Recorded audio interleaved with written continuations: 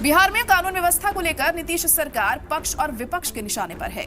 वहीं कांग्रेस नेता सलमान खुर्शीद ने कहा कि सरकार को जवाब देना चाहिए कि कानून व्यवस्था की स्थिति ऐसी क्यों है। सलमान खुर्शीद ने कहा कि अगर जवाब नहीं दे सकते हैं तो इसके पीछे वजह क्या है, जनता को जवाब चाहिए। शनिवार को IANS से बातचीत के दौरान कांग्रेस नेता ने कहा कि बिहार में कानून व्यवस्था ध्वस्त हो चुकी है। हत्याएं, लूटपाट अब आम सी बात हो गई है।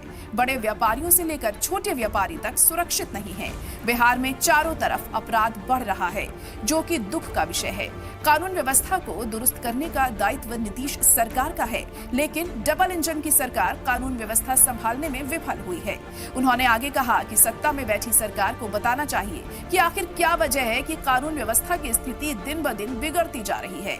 अगर कोई कारण ऐसा है तो सरकार को जनता तक बात पहुंचानी होगी। अगर सरकार बता नहीं पा रही है तो ये एक गंभीर सवाल है।